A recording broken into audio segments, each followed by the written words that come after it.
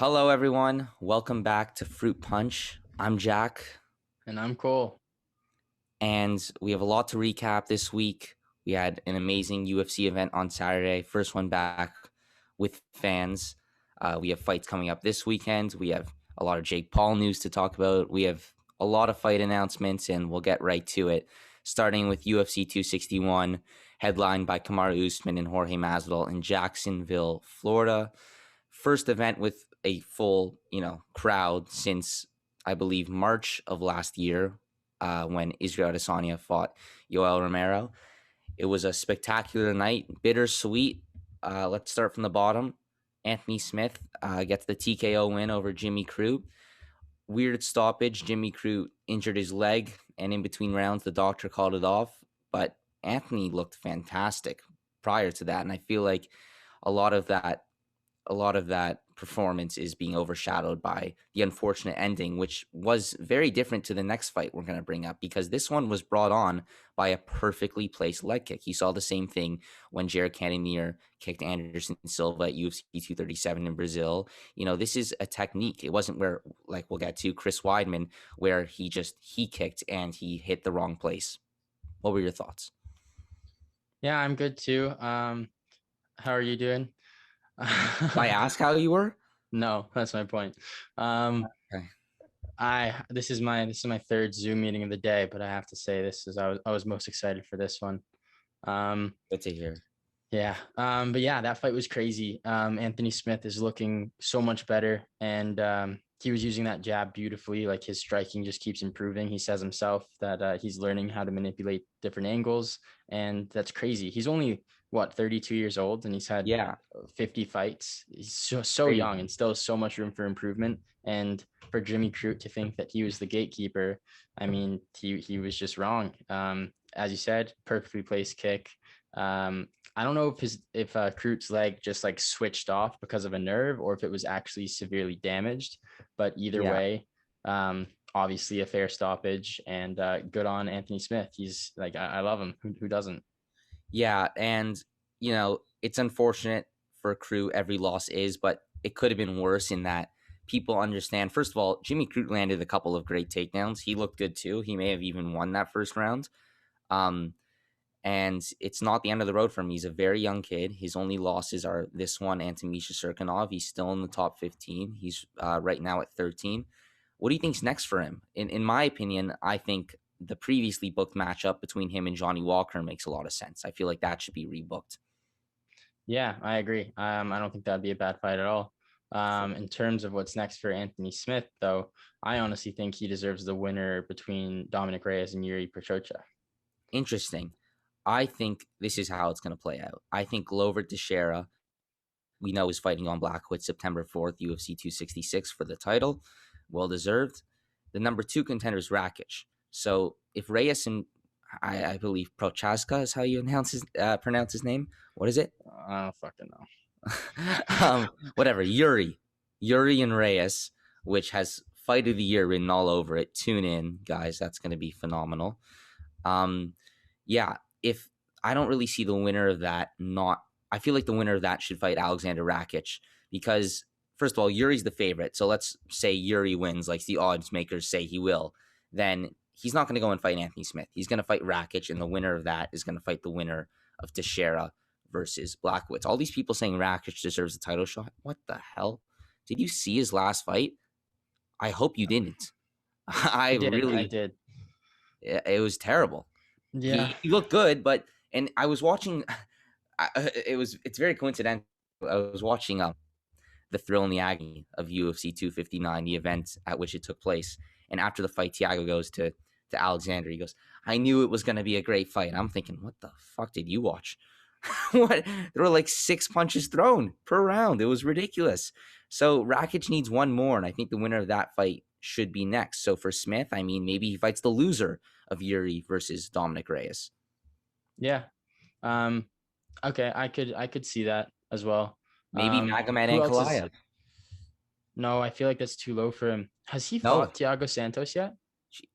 He has at middleweight. He lost via body kick. so TKO. So he might Uh, want to get that win back. Maybe, and Thiago's lost 3 in a row. Yeah, that could work. I was thinking maybe Thiago Santos and Ryan Spann, and then do Ankalaev and Ozdemir. I don't think they're going to give Ryan Spann someone coming off of a loss just because of how good his win was, to be completely honest. Yeah, but Santos is a big name. He's top 4. I think it's very fair. Ryan Spann's ranked like I believe 11. That's a fair fight, 4 versus 11. I think it makes sense, but I mean, no disrespect, and I don't necessarily say that the light heavyweight division is boring, but compared to every other division, it makes me want to go to sleep. it's not as exciting. But at the same time, I do think it is overlooked because there's divisions like the heavyweight division that are getting a ton of attention. And I think that is the weakest male division in the UFC, maybe with the exception of flyweight. I mean, you have Francis Ngannou, Derrick Lewis, Stipe Miocic, Cyril Gane, Curtis Blades, Rosenstruck, Volkov, and that's literally it. No one cares about anyone else. And most of those guys are like half of them are coming off losses. Like Did you they've say all fought each Aspinall? other. No, there's some prospects like Aspinall and what's his name, the guy who was a brother at middleweight, Dacus. What's his name? Dacus. Dawkins. He's good too, but yeah, like you see like Andre Arlovsky. Hey, fighting, don't count him out. Who, Andre? Yeah. I'm not counting Andre out. I'm just listen. It's like Blagoy Ivanov, Marcin Tibura, like these guys, they're all going to be like these top 15 guys, but the guys who are actually going to make it to the top, in my opinion, there's not many. And that's what's unfortunate because Ngannou's beaten most of them. So unless Jones comes and fights Ngannou really doesn't have a lot to offer after his maybe 2 title defenses, at least right now. But yeah, let's move on to the unfortunate incident that took place in the middleweight rematch, which was a very I don't want to say overlooked, but I don't think there was a lot of talk about this rematch. I mean, it was such a big card, but I was super excited. What about you? It was actually the fight I was looking most forward to. I knew Chris Weidman made a really good change in camps, moving to South Carolina. He said he's never felt as good as he has, and he meant both physically and in terms of his skill. I was really excited to see him come back because not only did he believe that, but the fact that he believed that tells you that he also fixed something in his brain, something to do with his confidence. So I mean, he already beat Hall before. I think it was a perfect fight for him to come back and finally, show his old self. And it was just so fucking unfortunate the way it went. Yeah. He, So he threw this first kick. I heard it and I was like, wow, that was a fucking powerful kick. And then less than a second later, I was in agony. And I can only imagine what Chris felt because yeah, not only did he have to look at that, but he felt it too. and he knew, and he's like, because for those of you who are unaware, the most infamous injury was in the sports history was when Anderson Silva and Chris Weidman had their rematch. It was almost exactly the same. Anderson Silva threw a leg kick, Chris Weidman checked it, and the screams coming out of Anderson Silva's mouth, people who were there say they've never heard anything like it.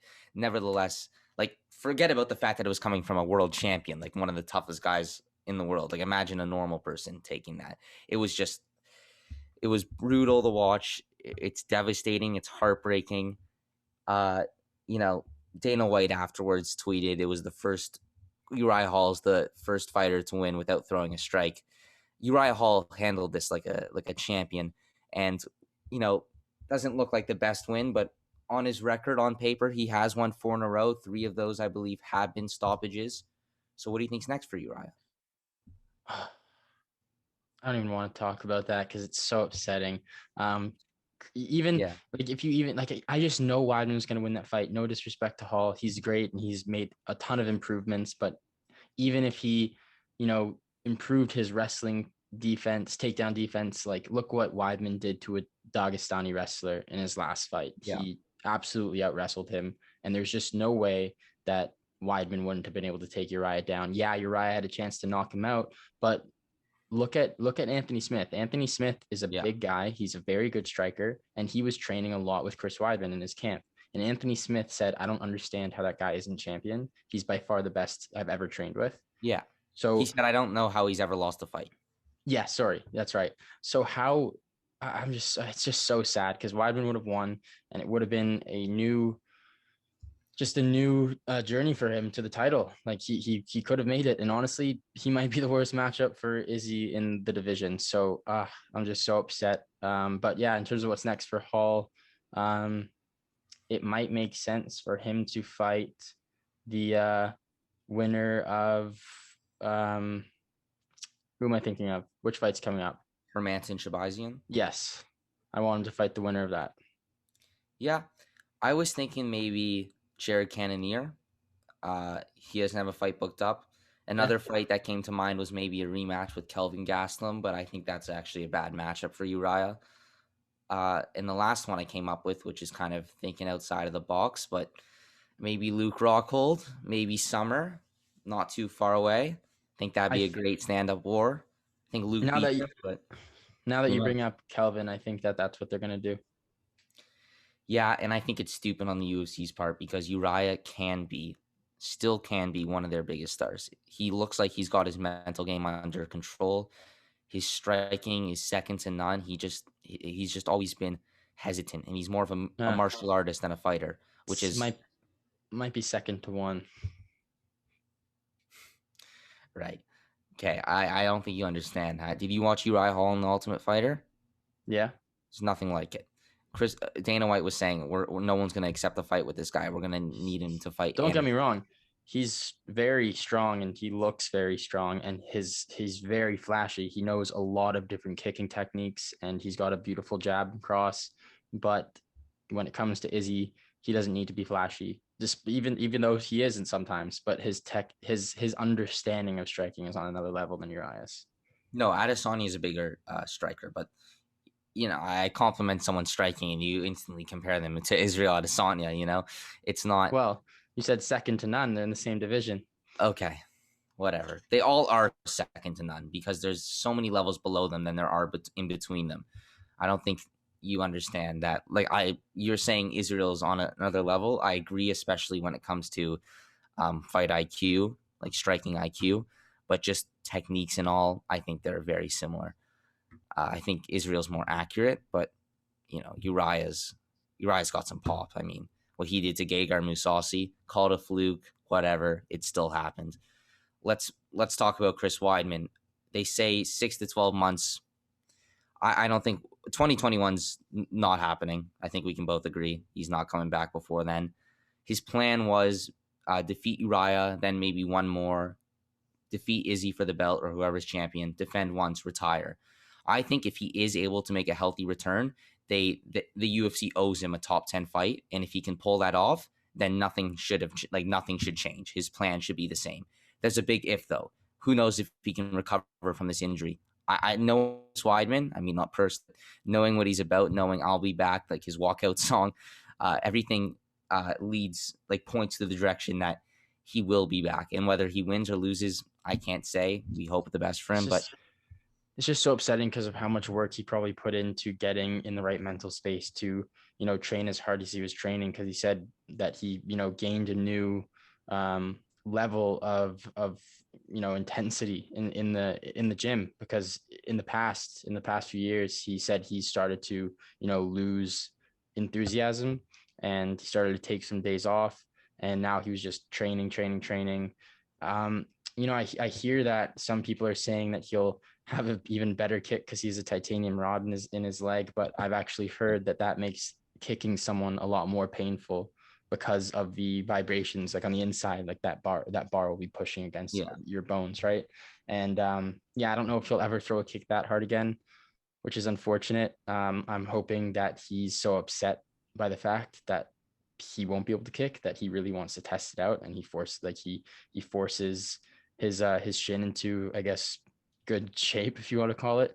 But yeah, it's so unfortunate. Good for Dana White for arranging for him to get a private jet home with his family.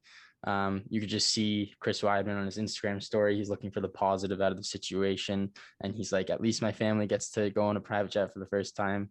I guess that's cool, but still upset to hear him try to make light of the situation because it's just so unfortunate. Yeah. Yeah. As opposed to Anderson Silva, Chris Weidman isn't a very kickboxing heavy. Like, he's not much of a kickboxer. He's got great kicks. He's a good striker, but he can survive without throwing many leg kicks. So I don't think this will affect him as much as it did Anderson and others who have dealt with this injury. We hope to see him back, champion 2023. Let's go, Chris. Yeah. If you somehow are watching, we'd love to have you on the show. It doesn't look like you're going to be up to much in the next few weeks, so all you need is a laptop. And what are the odds of him being, involved in this type of injury in the three Twice. fights? Yeah, out of 3 fights ever, where this happened. It's got to be 1 in like 10 million or something. It's just ridiculous. Everyone keeps saying you can't write this. Yeah, you really can't. It's out of a cheesy movie. Anyways, Let's talk about our first title fight of the night. And I don't think we need to spend too much time on it unless you want to. Valentina Shevchenko defended her belt for the 5th time against Jessica Andrade.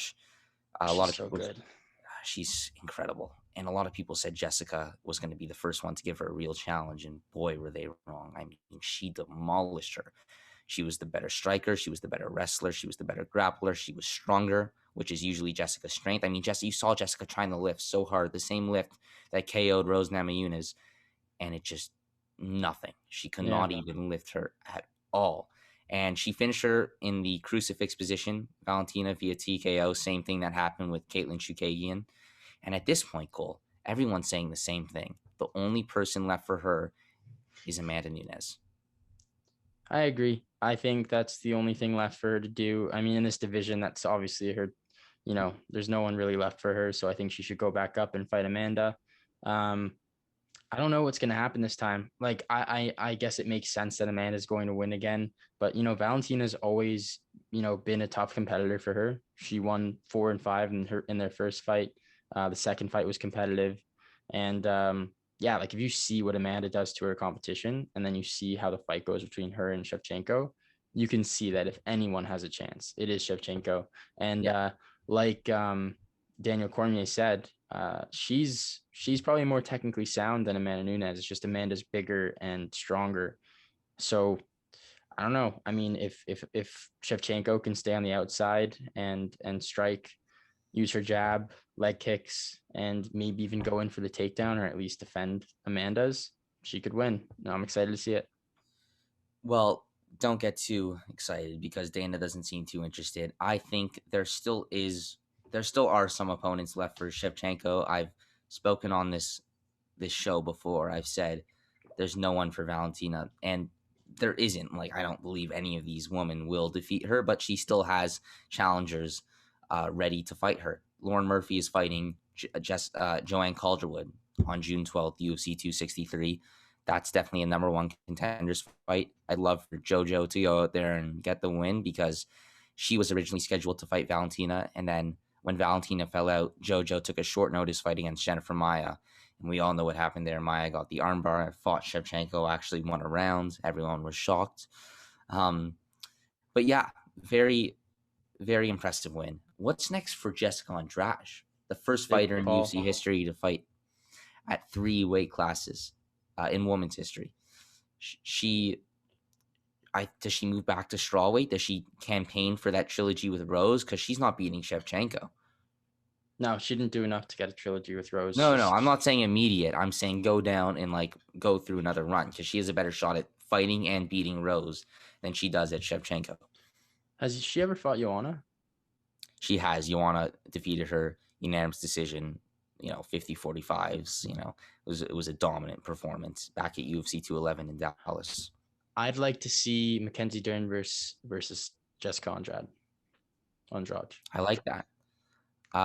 What about? And that is only if Tatiana Suarez doesn't come back soon, because if Tatiana Suarez is back in the mix, I think she deserves Mackenzie Andrade or Joanna, to be honest. Yeah, we'll talk about the strawweight division, how we want to play matchmaker right after this, because we got to talk about the co-main event. Weidman Hall and Zhang versus Namajunas were the two most highly anticipated fights for me and you, I think. And Rose. Thug Rose, yes, she is the best. She is the fucking best.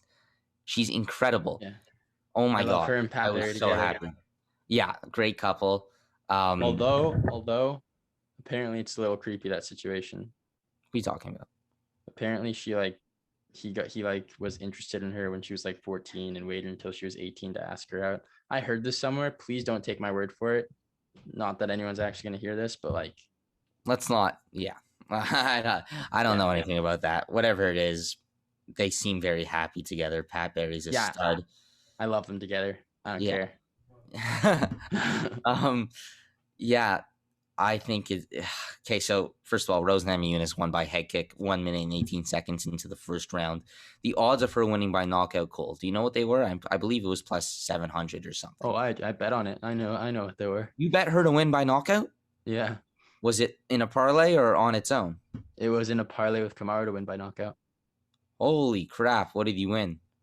I won $600 from $10. Of course you did. I actually don't know if it was $10. It might have been less. It might have been. It could have because it was one of my like last minute ones. You know what I mean? Yeah, because you lost previously. Yeah, so I didn't want to put in too much. I forget. Whatever. Right. I won $600. Well, you made the right decision. Yeah. And Zhang really, she protested the stoppage. She was a bit of a poor sport. Made it easier to be happy. Give her some credit though. She was knocked out pretty much. No, but she was in shock. Probably she did not expect that to happen. Obviously, but you know, like it happens all the time. I don't think that her reacting that way had much to do with her getting knocked out. I think her thinking she wasn't out maybe did, but her like she was clearly upset just in general and handled it poorly. But hey, I've never been knocked out. I don't know what that feels like. You know, she lost her belt in pretty brutal fashion. So yeah, I feel for her. But Dana, I'm telling you, I love Dana. But I said to my dad, I said, I bet he really wants Weili to win because she's his biggest market in China. She has the capability of being a huge star. And I didn't see him crack a smile during that co-main event. I think he was pissed off that his big star got knocked out in the minute and 18 seconds. The big star that he had Tom Brady tweet about, that he had Robert Downey Jr. cage side to watch. I think that was not great for business, which I disagree with. I think Rose is so capable of becoming a huge star. I think that you're right. I knew that going into the fight that he wanted her to win. He's, talked some shit about Rose not wanting the title shot. He's talking about giving her an immediate giving Weili an immediate rematch. Ridiculous. I see what he means because it happened so quickly that it could be considered a fluke, but it wasn't. It was perfectly timed. I think Rose is on a different level than anyone else in the division. She's just so good. She ended a 14-fight winning streak against Joanna Jędrzejczyk. And now she's ended Weili Zhang's 21-fight win streak. She's just Trevor Wittman is incredible. He's the best coach. He has 3 clients, and 2 of them are champions, and 1 was just the interim champion. And this is why. It's because he's the best striking coach. And when he's given 2 people like Rose and Kamaru with great talent on the ground, they can, become champions. But Justin Gaethje, he doesn't have great jiu-jitsu. His wrestling's good, but it's mostly a, sort of flow grappling style, like defensive wrestling. He's very good at. Yeah, he just rolls with it. He doesn't really go for takedowns. His takedown defense, obviously, I mean, we only got to see it against Khabib, really, so it doesn't exactly count. But it could be better. But hopefully, Trevor Wittman starts picking up more fighters. Hopefully not too many though, because I want him to still be able to focus on a small few. But just wow. That he focuses on. Yeah. Yeah, and what you're saying about Rose, I think she's so relatable to so many different people. Like there's a reason everyone loves her so much. There's a reason she's our favorite fighter. There's a reason she's your dad's favorite fighter. And even like who was it? There was a fighter's wife that was walking around with a Rose t-shirt. I can't remember. Oh, Ben Askren's wife, I think, made a Rose Namajunas t-shirt. Ariel Helwani's wife loves her. I mean, Everyone she's the loves best. her. And Yeah, you know what it is? It's because she's so down to earth. I yeah. mean, she's a pretty girl. She doesn't look like a fighter, but when you see her in the cage, she's an animal. She's so good, and she's so good everywhere. We haven't seen much of her grappling lately, but just to think that's what she was known for, like a few years ago. She doesn't even need it. And She doesn't. also, she can't really use it in the cage too much, but she's really good at piano. Yeah, but I listen. I play a bit of piano. I'm no Rose Namajunas, but I saw in the comments like for the video of her playing piano that like that was like really impressive stuff that No, she was like playing. very high level. Like Yeah, Aaron, my housemate, plays piano, every day just for fun. He grew up playing. He's very good, and he watched it. And he was like, "Holy shit, she's incredible." yeah. I mean, So very talented person. I mean, come yeah, on. and now on to the main event, the final fight of the night. No, no. What's Yes. next for Rose Namajunas? We didn't talk about that. What do you mean? What's next? What's next for her? You said She's no got a to rematch Zhang. no. I said no. That doesn't fucking matter. I'm saying no too, so it does matter. This Okay, is but what you're should wrong. happen. Okay, well, this is what should happen. Um, I'm not going to try and pronounce this girl's name, but there's another fighter from China. We're just going to call her Yan. She is fighting Carla Esparza, who defeated Rose to win the original title back in the Ultimate Fighter finale 2014, I believe. Carla's on a 4-fight win streak. Yan is undefeated in the UFC. The winner of that fight should get the title fight 100%, especially if it's Carla. Because if Carla wins, imagine the story. Namajunas versus Esparza too. Esparza was the first person to, well, with the exception of Tisha Torres back in Invicta, the first person to beat her. She finished her. She chokes Rose out. This is a huge fight. Rose probably wants to get that one back. It's the only former strawweight champion Rose has not defeated. So a win over Carla cements her as the greatest strawweight of all time. So that if Carla wins that fight, should be 100% next. Joanna and Weili should run it back right now. And I liked what you said. I think Tatiana Suarez should fight Mackenzie Dern, and maybe Jessica Andrade comes down and she fights the winner of, which we will get to, Rodriguez versus Watterson. Yeah, I think there's a lot of cool up and coming prospects, or further than up and coming, like Mackenzie Dern, Tatiana Suarez. She would probably want that win over Carla Esparza. I don't know if Carla Esparza deserves a title shot right now, though. But to be completely honest, doesn't matter because she is going to fight Zhang again. And maybe it'll be in China. Who knows? But it shouldn't be. Rose is the champ. It shouldn't be. I know. Well, I don't know if she'll care. I guess she might because she hates China so much. The one time she fought outside the U.S., she fought in Brazil against Andrade, and she lost. So, I don't know. I wouldn't want to fight. I guess I'm superstitious, but who knows? Maybe she'd want to. She probably shouldn't go into China. That would probably be best for her. Yeah. After those. Speaking of superstition, I hope no one was, putting their faith into Street Jesus too much, because he was baptized.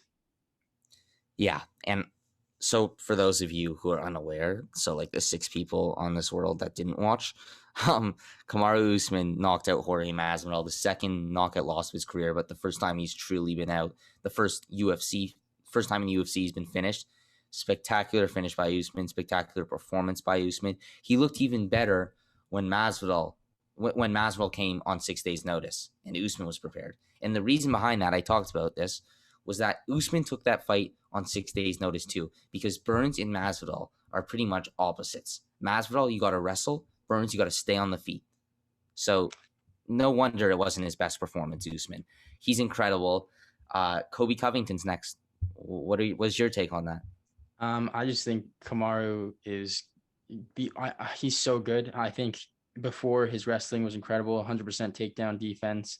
Didn't need to wrestle, but because he's such heavy hands. But not only does he have heavy hands now, but he doesn't just throw them to the wind. He's gotten very good at striking when he slows things down and tries to use technique as opposed to just swinging. But Trevor Whitman again, It's all because of him. Don't get me wrong, Henry Hooft was a great striking coach, but it's different. You know, you work well with different coaches, and he also has a lot more time to focus on improving his striking with Weidman, because Weidman's only training 3 fighters, and Henry Hooft has maybe the biggest roster of fighters as any other training camp or gym.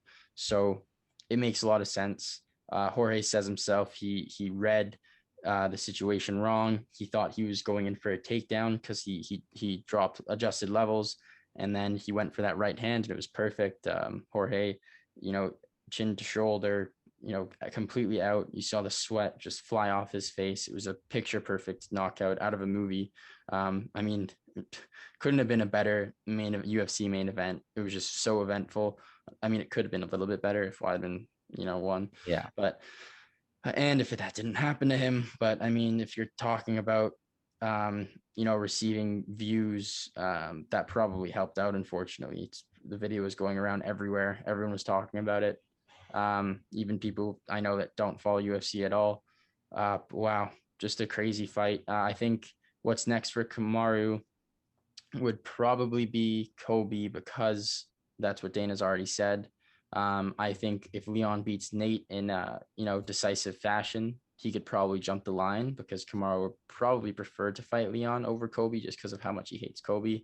But to be completely honest, I think the only one who stands a chance to beat Kamaru in the division is Stephen Thompson. Not to say that he will, because Kamaru is proving himself to be the welterweight GOAT. No, he's not. Yeah, he is. He's the welterweight GOAT? He's never lost in the UFC. I didn't say he's the welterweight GOAT. I said he's proving himself to be the welterweight GOAT. Oh, okay. Well, then I said he's the welterweight GOAT, and you went, yeah, he is. So you said no, he's not. So he's not.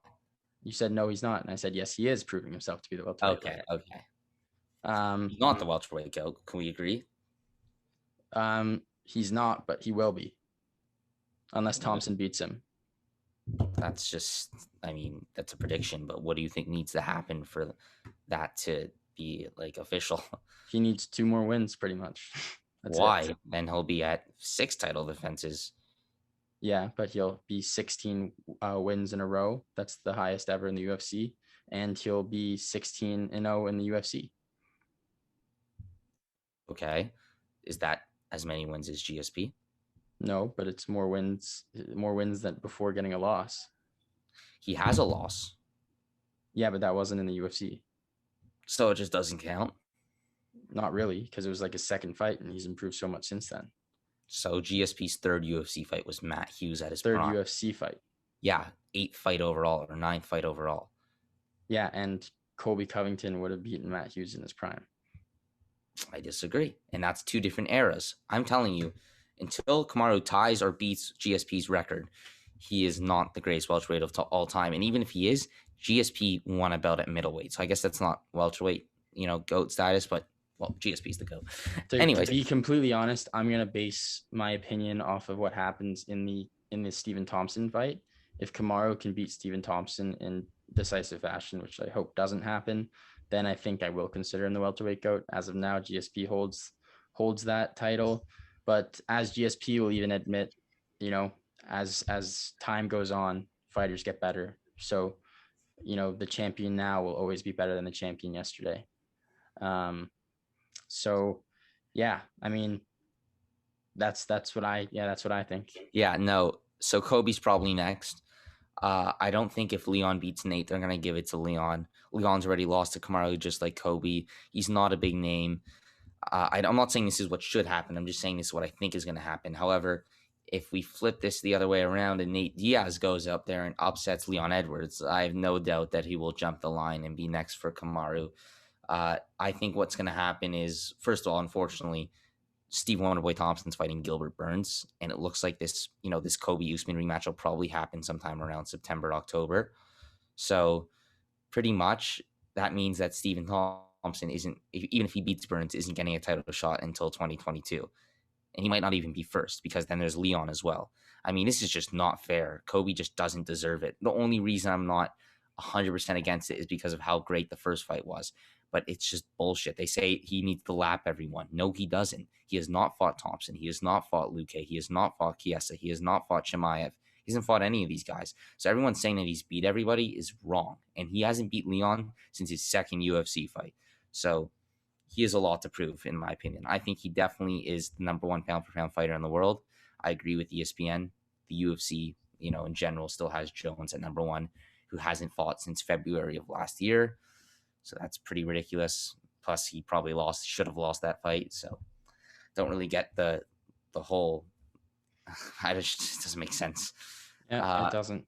Makes zero sense. We should move on to news. Sure. UFC, it got 700,000 pay-per-view buys. I kind of expected a little bit more just because of how well UFC's been doing, and it was a rematch between Kamaru and Jorge, and Jorge has a big name, and it was maybe one of the biggest UFC cards in the last while. But still, 700,000 is good. And then at the event, there was two, guests. One of which was Nick Diaz.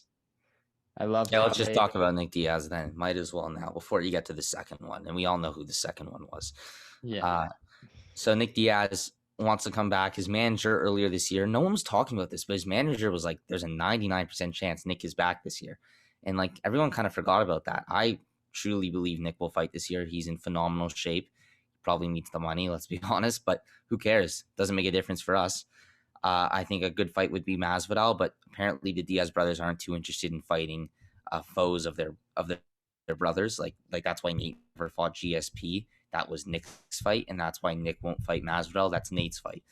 But if they can't do that, I heard rumblings of Nick Diaz versus Chimaev, which is so stupid if you ask me. Yeah, it is. I think they should give Nick someone lower down. And you know what?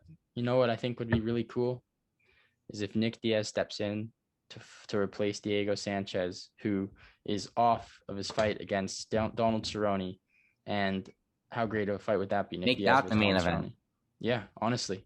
Or maybe don't, because Nick won't be able to go 5 rounds on short. He would be, but whatever. My point is that he's been doing triathlons and whatnot. Yeah, no. He's in incredible shape. According, apparently DC hugged him, and DC was like, he's never felt that strong. So we'll see. No, yeah, I think they should either give him the Robbie Lawler rematch, who he knocked out years and years ago, or I think Vicente Luque keeps Nate. Maybe he fights Nick, because I know I just said they don't like getting in each other's. Like they try to keep their fights separate, but it's not like Luque's already fought Nate, so why don't we do that? Luque's ranked 6, a good win over him, who has a 3-fight win streak, just beat Woodley. I mean, he can call for a title shot. He shouldn't get it, but it's a great fight. I like that. Let's move on. I also think if Thompson beats Burns, I have a weird feeling that Thompson's going to call out Nick Diaz. It'd be smart because it doesn't look like, if Leon beats Nate, doesn't look like Leon's going to fight Wonder Boy. It doesn't make sense. He's ranked 2 spots below me, but I'm going to fight Nate Diaz, who is not ranked at all. Is that your British accent? British accent? It's not my British accent. It's my Leon accent. He's British. Anyway, no, he's actually Jamaican, I think. No, that wasn't supposed to be Jamaican British. accent. Is he British? I'm pretty sure he's Jamaican. He born in Jamaica, but he started living in England when he was like 6 or something. So Kamaru's American. Kamaru's American. Depends whatever you He's not. He's Nigerian. Okay, I'm just kidding. It doesn't matter. Yeah, I'm not good at accents. Okay, end of story. Let's talk about Paul's appearance. Yeah. Fuck you, Jake Paul, or fuck Jake Paul. What were they saying? Yeah, fuck Jake Paul. Jake Paul. I joined in for a little bit. I was at home. Yeah, I mean, everyone loves DC, so everyone hates Jake Paul already. But to see that interaction, fuck Jake Paul. Honestly, like DC is getting in there at his hand. You could see Jake Paul's face turn red. He was shitting his pants. But on Ariel Helwani, he was saying, "I wasn't scared. He was 5'8". He's chubby." Like, no. First of all, he's 5'11". He's got 60 pounds on you, and he would lose those 60 pounds and still kick your ass. You challenge him to a fight, challenge him to MMA. First of all, DC should box him because he knocked the shit out of him. Yeah. Like, he would destroy him. He should box him. That's a mistake on DC's part. I agree. And I don't think Kamaru is going to be able to fight him because I don't think the UFC will let that happen. No, it shouldn't happen. To be honest, though, like the UFC knew that Jake Paul was going to be there. They put him on camera. Like they had him right up front. Like that's almost like I feel like Yeah. Dana White knew of it, and that If they didn't want him there, he wouldn't have been there. Yeah. So with that being said, I feel like they're working towards something. It would be great if it was DC. He's smart DC. He didn't do anything stupid because he probably would have gotten, a little bit of a backlash from ESPN or the UFC. But I just hate Jake Paul. I wish DC grabbed his face and threw him to the ground. DC could destroy him. I think if DC boxed him, no, maybe not. He's really out of shape. What? But if DC boxed him today, I think he'd win. But I don't think so. He's really, really out of shape right now. I do. But yeah, I like him. I don't see Jake knocking DC out, when Stipe, in that when he went 5 rounds with Stipe. I don't get it. But DC would absolutely gas out before the end of the fight. And that would be Jake Paul's finish him. But don't get me wrong. If DC lost a bit of weight, started running on the treadmill every day for the next week, that's it. He'd beat him. Yeah. Maybe more than a week, but yeah. Let's talk about, I don't want to give this clown too much attention. Let's talk about an unfortunate fallout. Next weekend, not this weekend, but next weekend was a spectacular Fight Night headliner. TJ Dillashaw was going to return to fight. Wait, before you go into that, we got to talk about who Jake Paul is fighting. No, we don't. Yeah, we do. Who cares? Everyone wants to see him get knocked out. This is an MMA podcast. We don't need to talk about. Yeah, but it's going to be an MMA fighter next.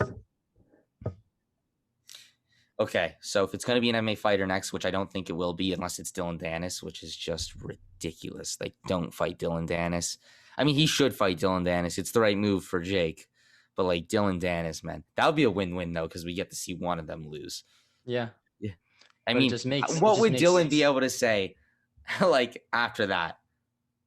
Like, what could he possibly say if he lost to Jake Paul? I'm not going to lie. If that happens, I might actually be cheering for Jake Paul. Me too. I was thinking that.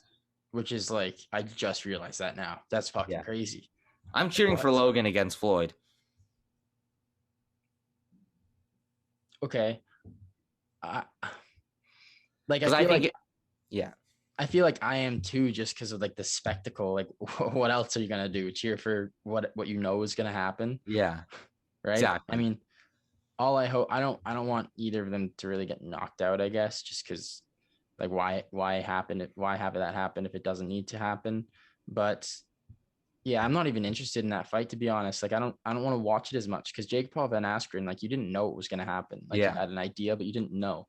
And for this one, I mean, everyone's just going to be waiting for Logan to land that shot, but he's never going to get close enough. Yeah, no, I agree. It's a freak show. It's all like with Askren. Askren actually looked like he had a chance, but apparently he didn't put much work in, which disappoints me. Anyways, let's talk about this Corey Sandhagen fight. So Corey Sandhagen was supposed to fight TJ Dillashaw on May 8th, 5-round main event. TJ Dillashaw cut his right above his eyebrow from sparring, or there's a head. But what are you doing sparring 10 days before your fight? I don't get it. I mean, it's just stupid. They want to rebook the fight for the summer. It's a spectacularly stacked card. I mean, you have Jeff Neal versus Neil Magny. You have Angela Hill versus Amanda Ribas. Diego Ferreira versus Gregor Gillespie. I believe I'm missing. Ben Rothwell versus Philippe Lins. I mean, it's just a good fight night. It's like a really fun fight night. But now you have Donald Cerrone and Diego Sanchez, which is off. Diego Sanchez is out of that fight. So this is a really shitty event now. And they made the front runner to headline this is Marina Rodriguez versus Michelle Watterson. Don't know why that would be the main event over Magny versus Neal, but whatever. I'll watch it. It's unfortunate. Yeah, I don't know why that would be the main event either. I guess Michelle Watterson has a pretty big name, but nothing against coming them. Off wins. Both coming off wins. I'm sure it'll be a great fight, but it shouldn't be the headline. Also, big news. Conor McGregor sells his majority stake in Proper 12 for $600 million. Is that all his? I think so. And he's still the face of the brand. So Conor is legitimately on his way to becoming a billionaire. I don't know how close he is, but I bet you he will reach. Yeah, he will be. And unless something terrible happens, he'll be a billionaire. Yeah, and good for him. He just He's donating his money. As we know, he just donated $500,000 to the Boys and Girls Foundation in Lafayette, Louisiana, as opposed to the organization that he promised to donate his money to, which is Dustin Poirier's Good Fight Foundation. Yes. It's really interesting situation because Conor McGregor definitely does, and his team do the proper, research into the charities they donate to make sure where each dollar is going. And to be completely honest, I feel like maybe, some of it was to spite Dustin for, saying negative things about Conor not paying. But I also think it's because the Boys and Girls Foundation is more specific where each dollar goes. And so that's why Conor and his team decided to give the money to them. But I mean, Dustin Poirier. No. Yeah, sorry. What do you have to say? I was just going to say, I think you're right. Like, first of all, charity's charity. They both support the same thing, I'm pretty sure, in Louisiana. Yeah. So good for Conor. I think Conor would have donated eventually no matter what. He just wants to make sure the money was, going to the right place. He could have just been busy. Who knows? That's my guess. I'd like to believe that. And then once Dustin said this thing, Conor was like, okay, I'm not going to not donate to charity now. So what can I do? I'm going to donate it to another charity that does the exact same thing in the exact same city. So it's a win-win. I still donate. Kids still get I'm making kids happy. My name is in, good faith. Like, people see I'm donating, and I fuck over Dustin at the same time. But Dustin handled it like a champ. He was like, you know what? At the same time, it's doing the same thing. So charity wins. So, Dustin didn't let him bother him, but trust me, it definitely was like, fuck. Yeah, you can't like ignore that, really. I'm sure Conor seems to be going back to his old tactics, getting inside your head. Let's see how it plays out. I mean, Conor's definitely good in rematches. And I mean, I think they're even right now in terms of betting. But yeah, we don't need to talk about that right now. Let's move on to Derrick Lewis and the Ngannou situation between him, Derrick, and Jon Jones. So Derrick came out on Helwani and said that this fight's going to be completely different. He blames himself for the way the last fight went. And Derrick believes he's going to knock out Francis in their first exchange, which, I mean, that alone makes me so fucking excited. I don't even care about Jon. Like, I don't even care. Jon, yeah, go ahead. No, go ahead. Yeah, Jon Jones. I'm just thinking. I'm like, Jon Jones would be a great fight. He's getting big, but I mean, fuck, I saw a picture the other day on his Instagram. His ankles are still like, I showed it to my friend and they were like, well, that's photoshopped. I'm like, no, this is just posted by Jon. Like, those are his ankles. Small? Yeah, it's ridiculous. It's like so ridiculous. And he's still trying to get all big and whatnot, but he just recently separated from first round management, his management team, the Cow brothers, Malky and Abraham, I think. Yeah, something like that. Something like that. And yeah, that just tells you that they're clearly in a disagreement about the way Jon Jones is dealing with the situation. Well, they said it had nothing to do with that, but let's be honest, it did. It absolutely did. Maybe it was on good terms. Maybe Jon Jones reached out to what's it called? What's Conor McGregor's manager team? Paradigm. Yeah, Paradigm Sports. Maybe Jon Jones reached out to Conor, asked for some help, and he set him up with Paradigm. Who knows? That's probably a smart way to get more money. Ali Abdelaziz was trying to get his foot in the door. He's like, listen, if Jon needs help, come here. Yeah. Don't do that, Jon. Don't do that. No. But stay away. I mean, I hope Jon's making the right decisions. I really want to see him fight again in the UFC, like, specifically. So please don't fuck up, Jon.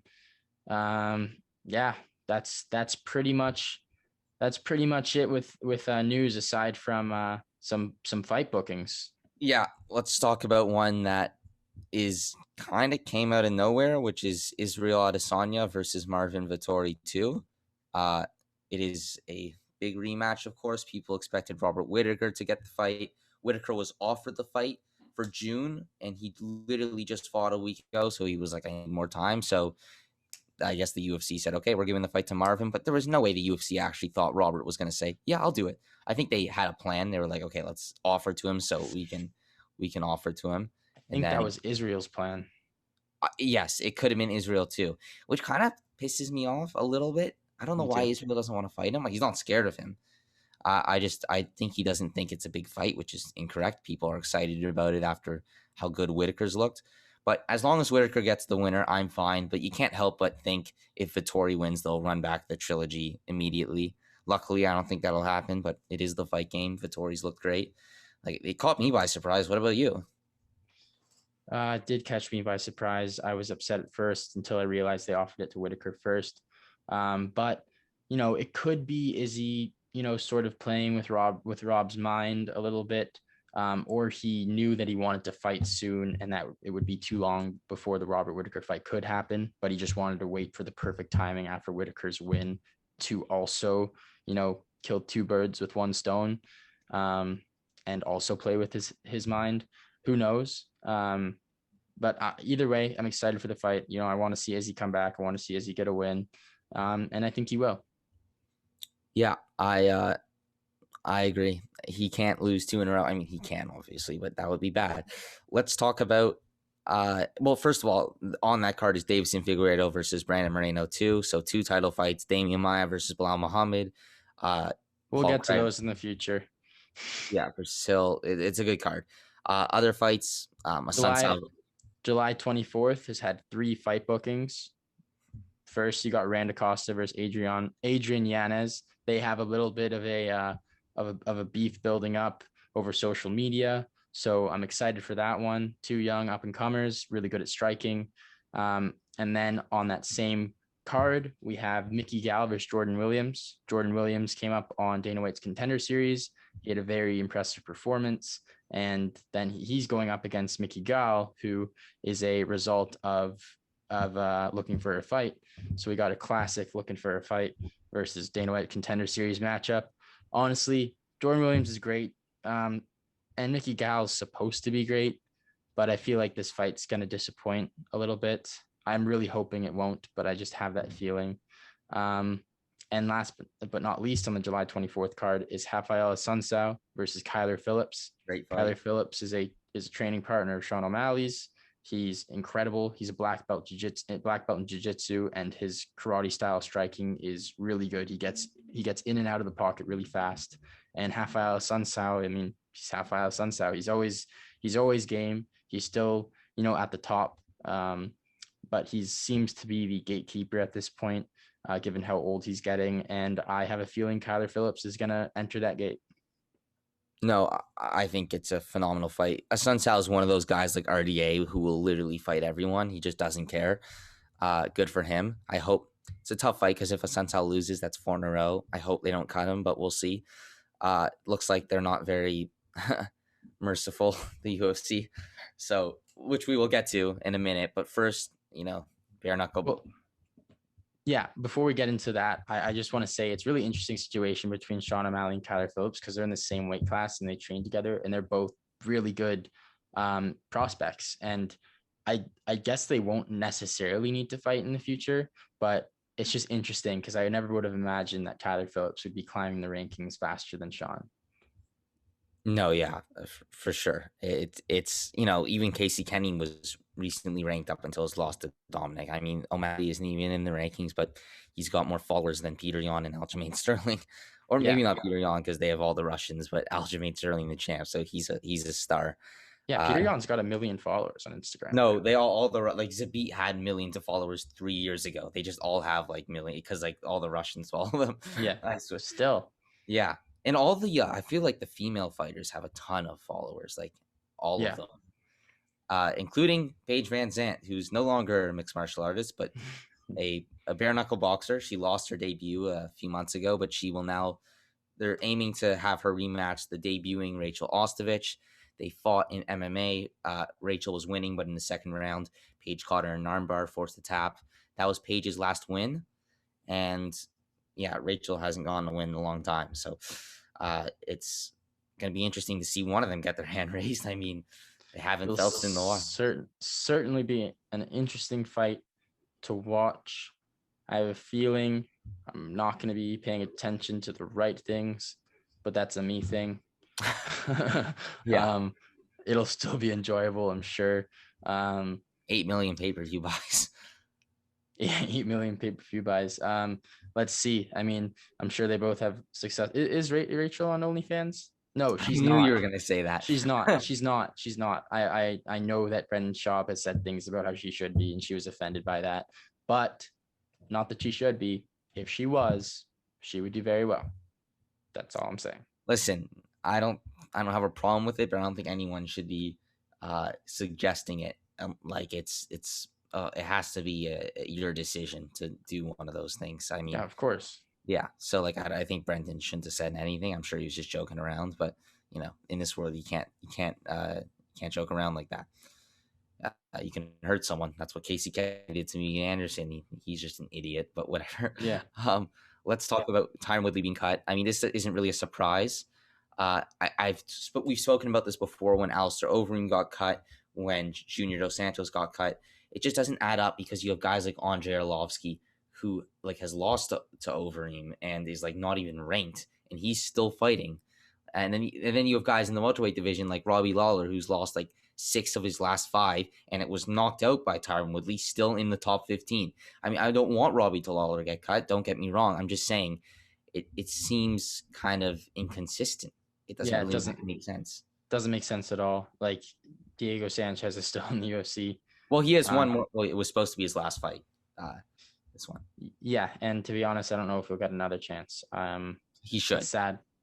I agree, but like Tyron also shouldn't have been cut. But maybe Tyron wanted to be cut. Maybe he was putting himself out there on the line for one last time. As he said, he was just going to keep moving forward, which is a terrible game plan.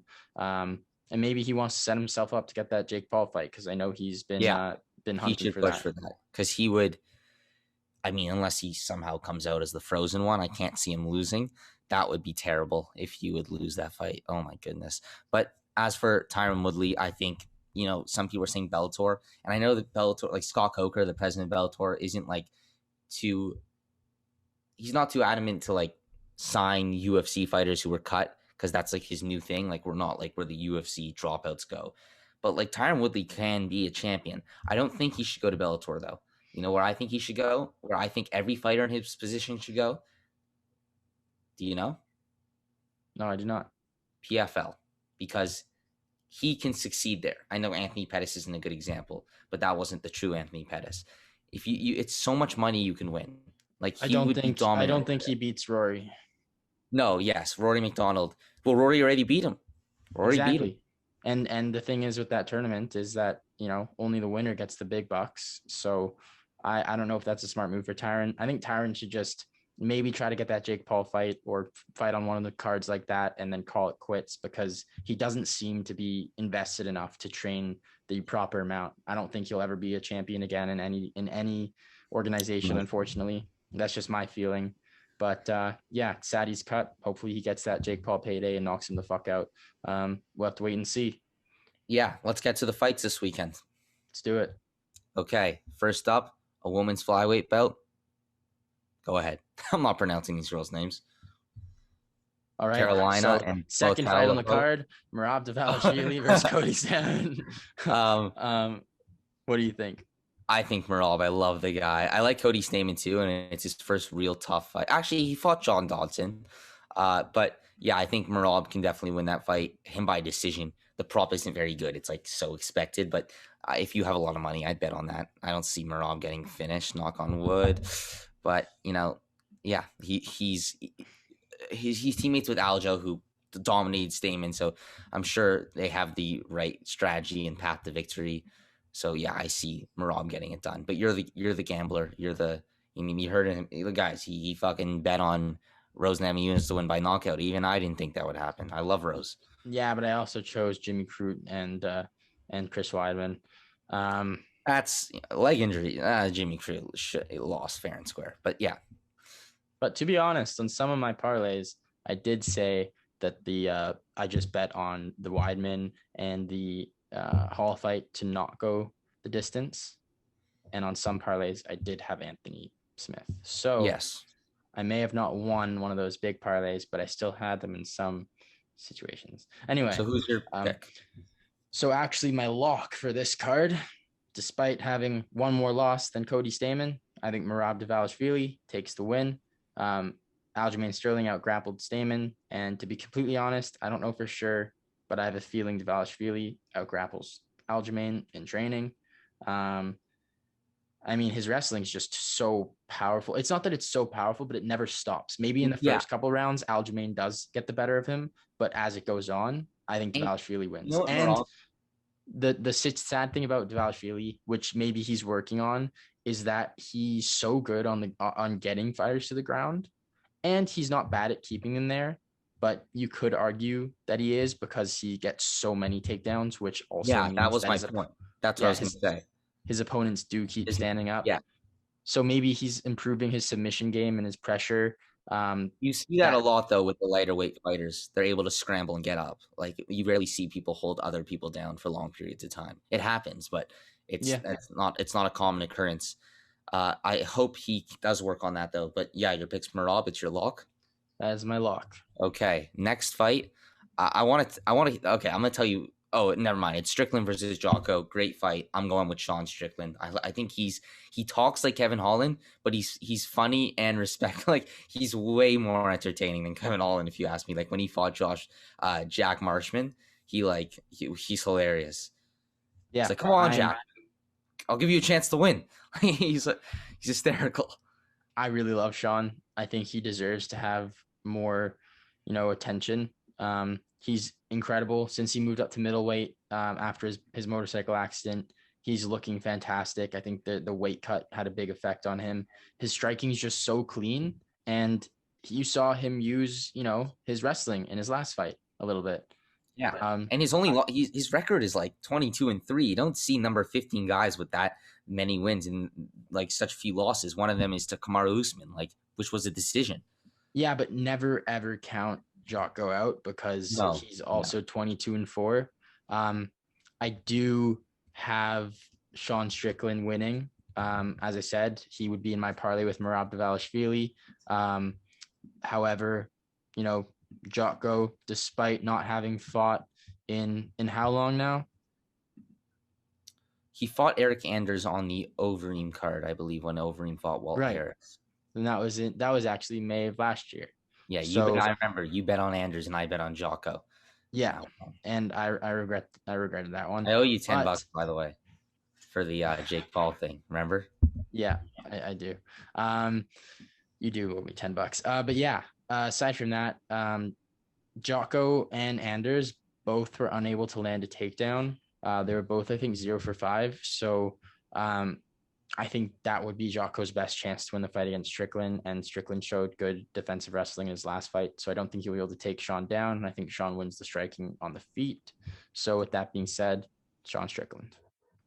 Yeah, I agree. Okay, next fight. This is the one I want to get your take on. Ion Cutelaba versus Dustin Jacoby. I have Dustin Jacoby. What about you? I just think he's just really good and underrated. I was sort of wanted to stay away from this fight. At first, my instinct was to just bet the fight would not go the distance, that someone would get finished. But it's tough because I haven't seen a lot of Dustin Jacoby. I remember I missed his last fight, but he does say that he expects to KO Ion Cutelaba. But if you look at Dustin Jacoby's fights in Bellator, he lost, I believe, twice. Once to Muhammad Lawal. I can't remember who his other loss was to. And he also lost to David Branch in World Series of Fighting, the PFL. So did Thiago Santos. What I've learned, Cole, and I'm surprised you go off this because you're way better at this than I am. You can't base your bets on who they've lost to a long time ago. It's almost irrelevant. I mean, it's like when it comes to placing bets, I don't think that should be much of a factor. Jacoby looked phenomenal in his last fight against Legit, I believe. We bet on Legit. Screwed us over. It was on that Hall Silva card in October. Remember? We watched in Kingston. I remember. Aside from that, though, I feel like my pick, if I'm picking this fight, I'm not including it in my parlay, but if I'm picking this fight, I will take Dustin Jacoby because I think it's a pick 'em, but Dustin Jacoby's a +110 underdog. Exactly. So it's worth the money. So if we're doing if you want to play it safe, keep Dvalishvili and Strickland on the parlay. Don't pick this fight unless you wait until the day before the fight and the option of choosing the fight not to go the distance is available, because I'm sure that will be also a good value. But then next we have what I think might be like fight of the year. It's Giga Chikadze versus Cub Swanson. Yeah, it's going to be incredible. My heart says Cub. My mind says, well, Giga. Yeah, he's incredible. He is really good. We haven't seen a lot of him on the ground though. But he's just he's a machine. He's, one of the Georgians, as you know, the Georgians have been taking over MMA. Yeah, he loves the Georgians. Yeah, he's so good. And if you saw Omar Morales' last fight against Shane Young, you see how good he is against an incredible striker in Shane Young, who works with City Kickboxing. And Giga Chikadze beat Omar Morales. So that only tells you how good his striking is. So I don't think it would be smart for Cub to stand on the feet. But if you do look at Cub's last fight, he was really using his wrestling. So I think Cub does have a chance. But Giga probably will win. I think the smartest bet on this, if you're doing parlays, I would do 2 parlays, and this is the fight that I would separate. I would do Cub on one and Giga on the other. But again, the smartest thing in my opinion is to do the fight. So you have Merab winning, Sean Strickland winning, Ion Kuchaleba versus Justin Jacoby not going the distance, and Giga Chikadze versus Cub Swanson going the distance. Because Cub is an animal, so is Giga.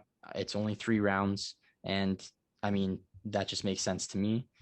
And last but not least, we have the main event. 2 light heavyweight contenders, Yuri Prokacha versus Dominic Reyes. What do you think is going to happen?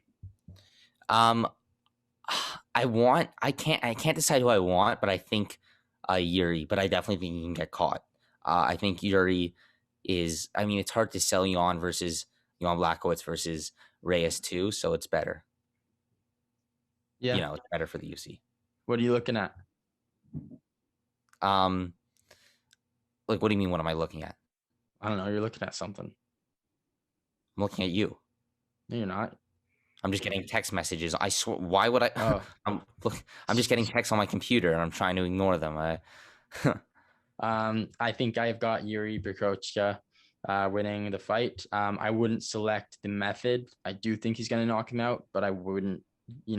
Can't guarantee that. But overall, it's a great card. You know who I have on the first 4, or I guess the second, third, fourth, and fifth fight. This is the last 6th fight, and I have got Yuri. Make that parlay. Thank me later. And last but not least, on PFL tomorrow night, Rory the Red King. Yes, and this may be out by tomorrow, so it may be the night of the fight. But Rory Macdonald, I think, wins. I think he takes it easy over Curtis Millender. Should be an exciting fight. I'm just happy to see Rory back, to be honest. First, I think it's a PFL debut. And I want to see him win that 1 million. Yeah, no, I agree. I really hope Rory gets this done because he deserves it. Anyways, that's all we have for today.